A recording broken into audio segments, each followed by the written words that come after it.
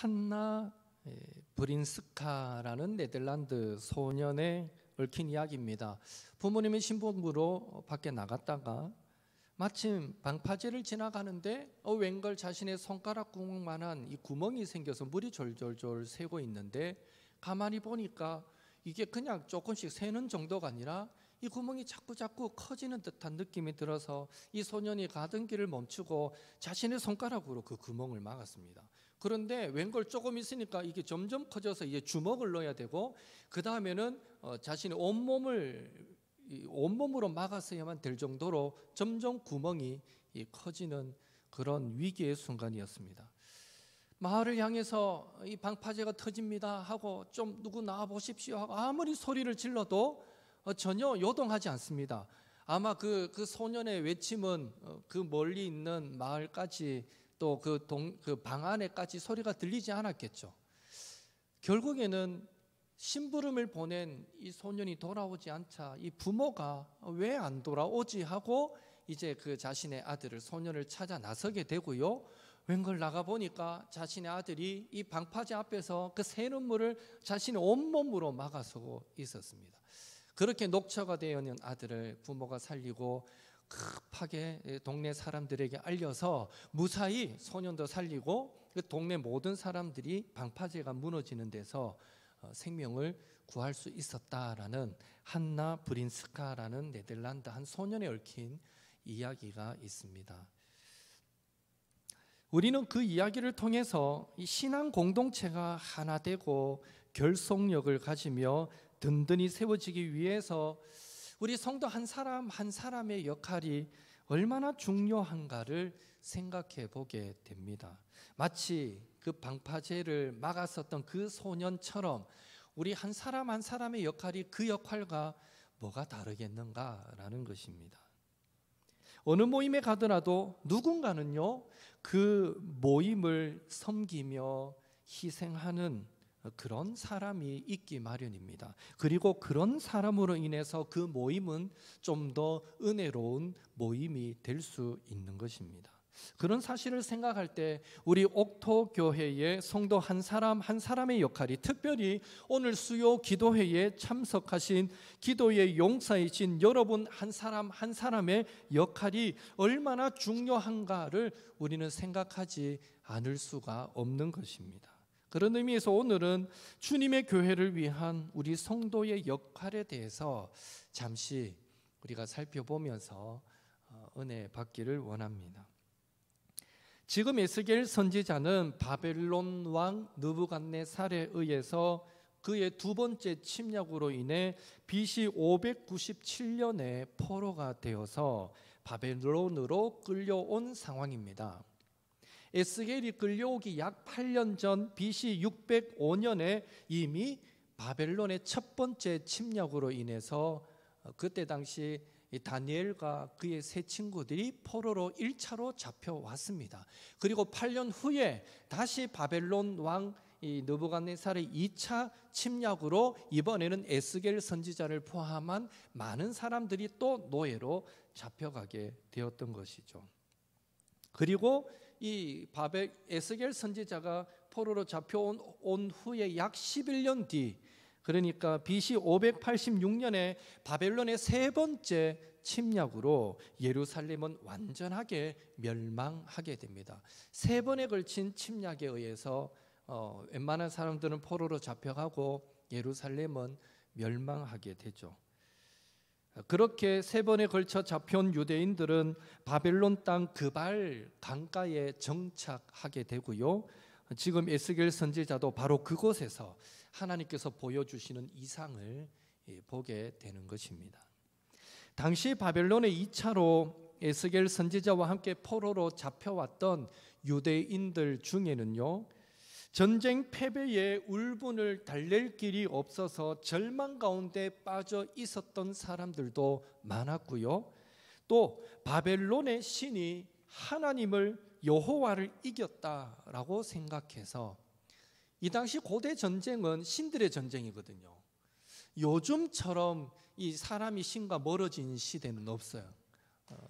이 고대만 해도 신들의 전쟁에 자기가 믿는 신과 저 나라의 신이, 그 신과 신이 싸워서 우리가 이기면 우리 신이 이긴 것이고 저들이 이기면 우리 신은 지고 저들의 신이 더 강하다, 이렇게 생각하는. 그러니까 모든 사람의 삶이 어떤 종교와 분리되지 못하는 그런 시대가 고대 사회인데, 그 당시는 이 바벨론 느부갓네살 왕에 의해서 이스라엘이 이 전쟁에서 패배했으니 당연히 포로로 잡혀간 사람들이 어떤 생각을 했겠습니까? 여호와보다 이 바벨론이 섬기는 신이 더 크구나, 더 힘있구나, 능력 있구나라고 생각하고는 바벨론의 그 죄악된 풍습에 동화되는 사람들도 그들 가운데는 생겨나고 있었습니다. 그리고 어떤 사람들은 예루살렘은 멸망하지 않을 것입니다, 우리는 곧 유대 땅으로 돌아갈 것입니다 라고 거짓 예언을 하기도 했습니다. 물론 3차까지 다 예루살렘이 멸망한 그 이후에 3차 포로가 바벨론에 도착하고, 그리고 역사적으로 한 50년쯤 지나서 또 1차, 2차, 3차에 걸쳐서 이 포로된 자들이 다시 유대 땅으로 돌아옵니다. 고레스 왕의 칙령에 의해서 돌아오게 되는데, 그때는 돌아오게 되죠. 그러나 지금은 2차 포로가 잡혀온 상황이에요. 한 번 더 예루살렘이 완전히 멸망하고 포로가 한 번 더 잡혀올 일이 남아 있어요. 그런데도 지금 2차로 멸망하고 잡혀온 그들 중에는요, 거짓 선지자들이 나타나서 여러분 걱정하지 마십시오, 예루살렘을 멸망하지 않습니다, 우리는 곧 돌아갈 것입니다 라고 말하는 자들도 그들 무리 가운데 생겨나더라라는 것이죠. 바로 이렇게 어지럽고 힘든 상황에서 하나님의 말씀이 선지자 에스겔에게 임하였던 것입니다. 본문 17절을 보면 하나님은 에스겔을 이스라엘의 파수꾼, 이스라엘 족속의 파수꾼으로 세웠다라고 분명하게 말씀합니다. 여러분, 파수꾼은 말 그대로 어떤 위험이 닥쳐올 때 경고하는 역할을 합니다. 그리고 실제로 경고할 뿐 아니라 위험이 직접적으로 닥칠 때는요, 자신을 희생하여 그 공동체를, 그 민족을, 나라를 지키고 보호하는 역할을 하는 사람이 파수꾼입니다. 그런 의미에서 하나님께서 에스겔을 이스라엘 족속의 파수꾼으로 세우셨다라는 것은요, 실제로 국경을 지키는 그런 파수꾼으로 세웠다라는 의미라기보다는 이 이스라엘 백성의 이 공동체의 믿음을 책임지는 영적인 파수꾼으로 세웠다, 이런 의미가 되는 것입니다. 그렇다면 하나님은 이 에스겔을 영적인 파수꾼으로 세우시면서 그에게 어떤 임무를 지금 맡기시고 계십니까? 17절을 통해 우린 두 가지 임무를 그가 맡고 있는 것을 봅니다. 17절 한 번 더 같이 읽겠습니다. 인자야, 내가 너를 이스라엘 족속의 파수꾼으로 세웠으니 너는 내 입의 말을 듣고 나를 대신하여 그들을 깨우치라. 첫째로 하나님은 에스겔에게 너는 내 입의 말을 들으라, 즉 하나님의 말씀을 들을 것을, 잘 들을 것을 명령하고 있습니다.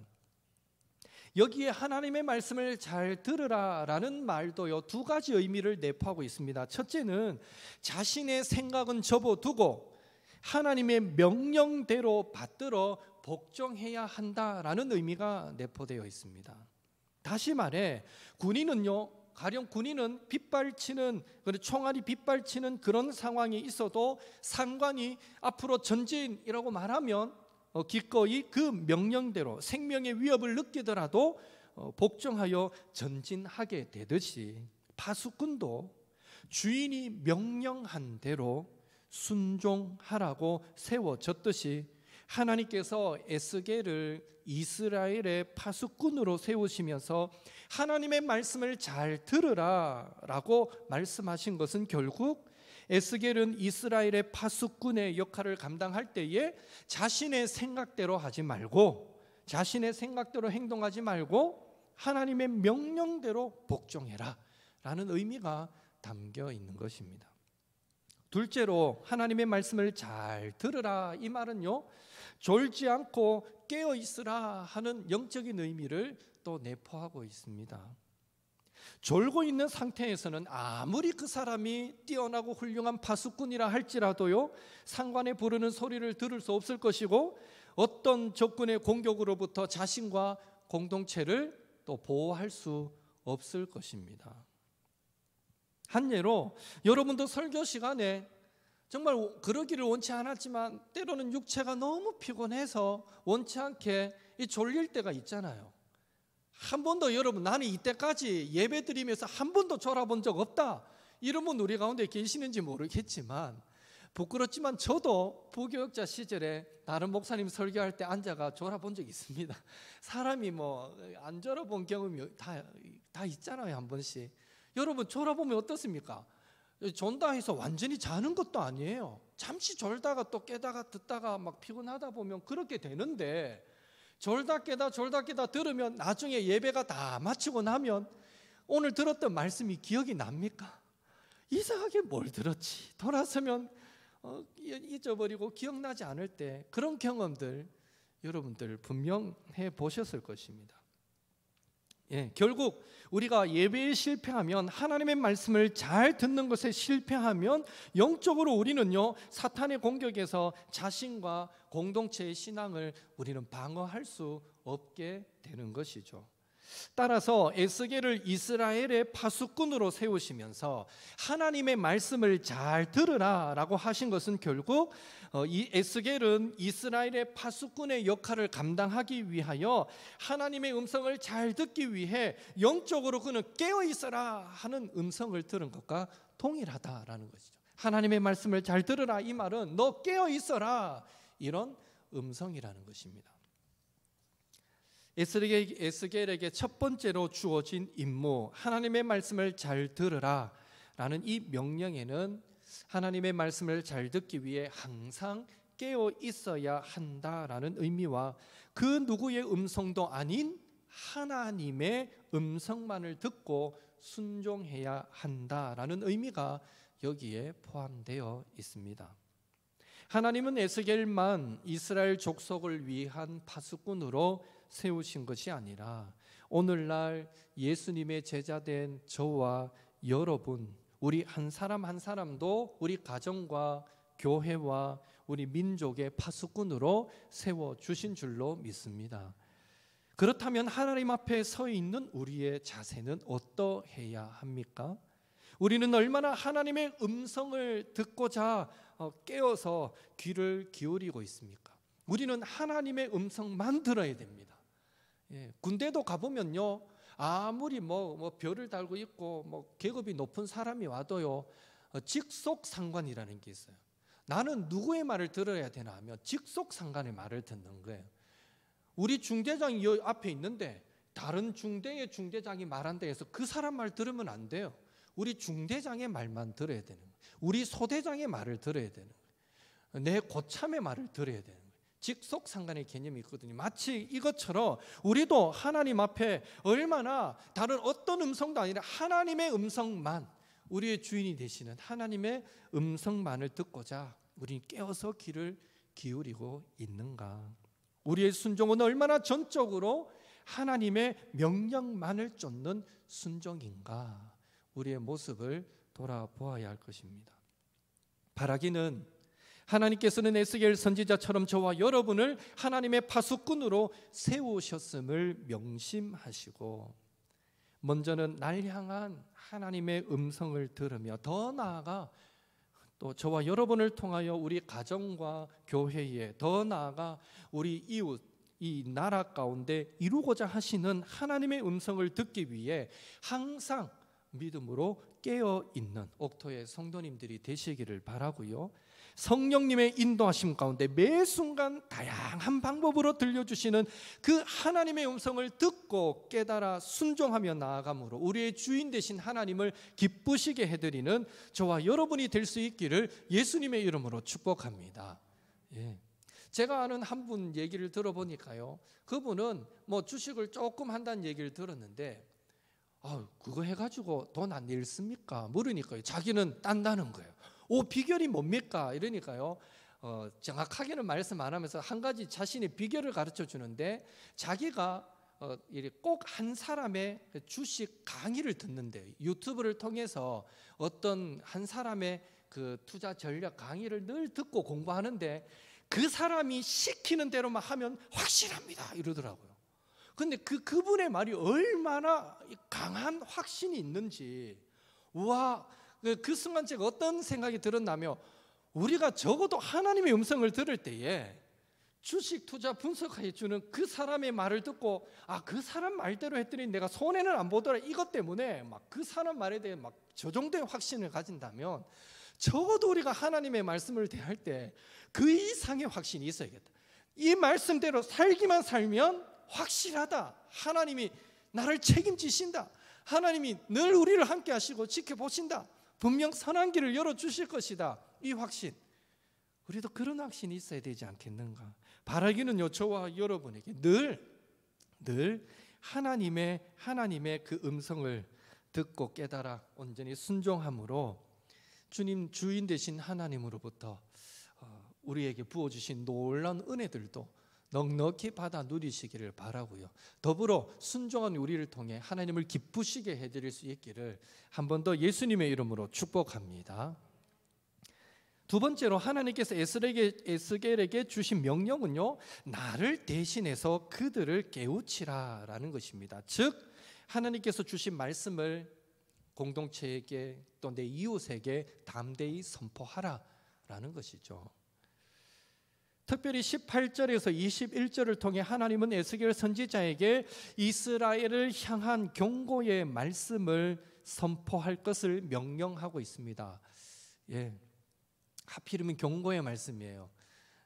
참, 내 아끼는 성도에게, 주변 사람에게 좋은 얘기들은 얼마든지 하기 쉽지만 사실 책망의 말, 경고의 말을 한다는 것은 쉬운 일이 아닌데, 오늘 하나님은 파수꾼된 에스겔에게 너희 민족을 향해, 이스라엘을 향해 이렇게 경고해라, 경고의 음성을 줍니다. 그런 의미에서 한 번 더 우리 18절에서 21절 어떻게 경고의 말씀을 주시는지 우리가 조금 더 긴장하는 마음으로 한 절씩 한 번 더 교독해서 읽도록 하겠습니다. 제가 먼저 읽습니다. 18절.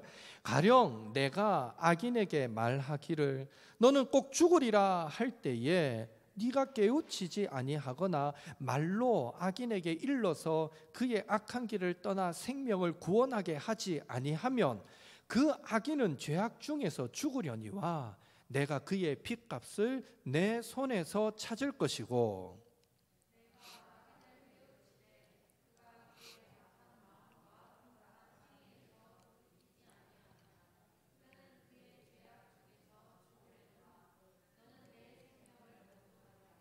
또 의인이 그의 공의에서 돌이켜 악을 행할 때에는 이미 행한 그의 공의는 기억할 바 아니라 내가 그 앞에 거치는 것을 두면 그가 죽을지니 이는 네가 그를 깨우치지 않음이니라.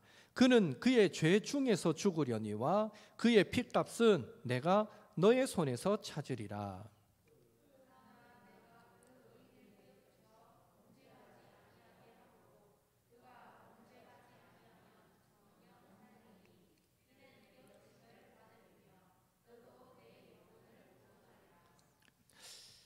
즉 하나님은 지금 파수꾼인 에스겔 선지자에게 하나님을 알지 못하고 죄악 가운데 죽어가는 자들을, 물론 지금 1차적인 대상은 이 바벨론의 포로로 잡혀온 이스라엘 백성들이에요. 그 사람들이 하나님을 모른다는 전제는 할 수 없지만 이미 이 안에는 하나님을 배반하고 떠나간 자들도 분명히 전제가 되거든요. 그런 의미에서 하나님을 알지 못하고, 그러니까 제대로 알지 못하고 죄악 가운데 죽어가는 자들을 그 죽음의 길에서 돌이키도록 진리를 선포하라 이겁니다. 진리를 선포해라 라고 지금 명령하고 계신 것입니다.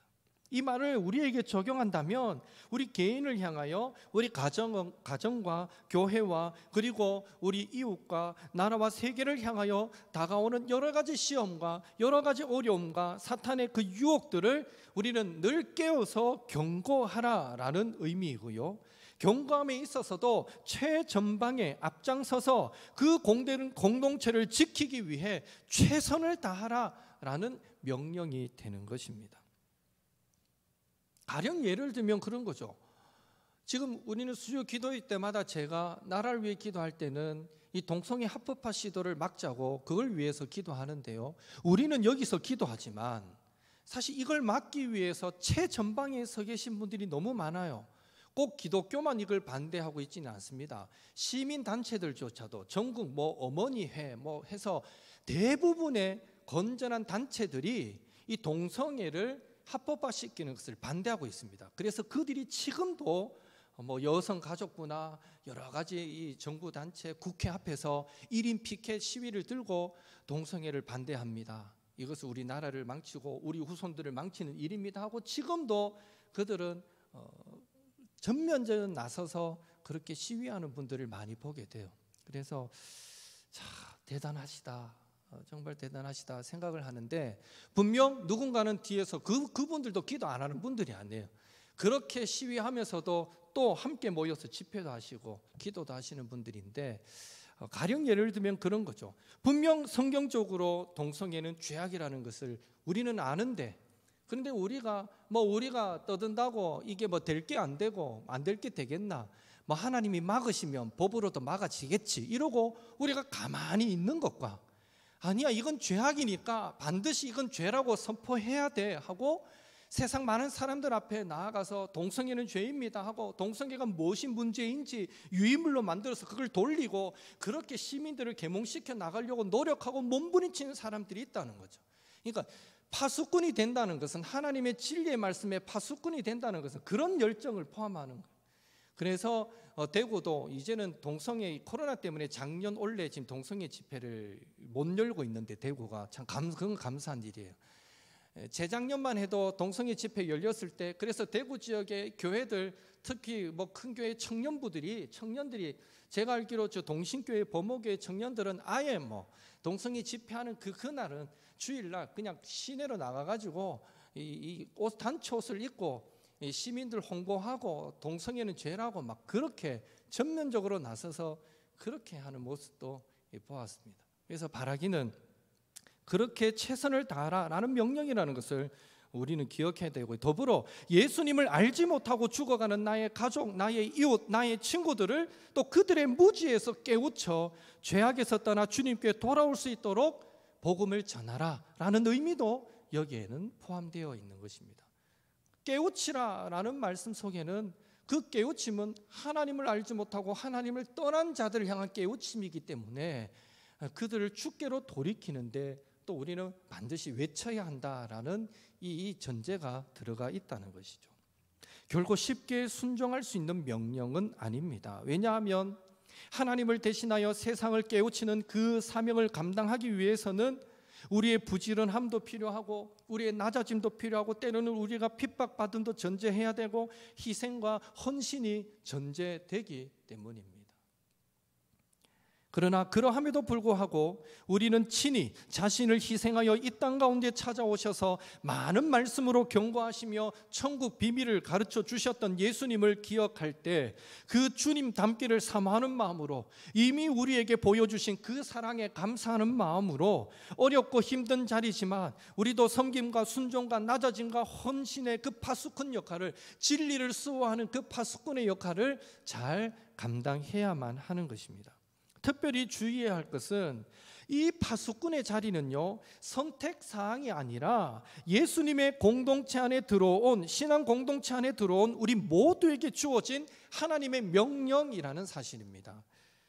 그래서 파수꾼된 우리가 공동체를 향하여, 이웃과 세상을 향하여 선포하는 자리, 진리를 선포하는 자리로, 그들을 섬기는 자리로, 헌신하는 자리로 나아가지 않을 때, 또한 죄악 가운데 있는 자들을 그대로 방치했을 때 그 공동체의 아픔의 대가를, 그리고 그 죄악 가운데 죽어간 사람의 핏값을 파수꾼된 우리에게 돌리시겠다라고 하나님은 경고하고 계신 것입니다.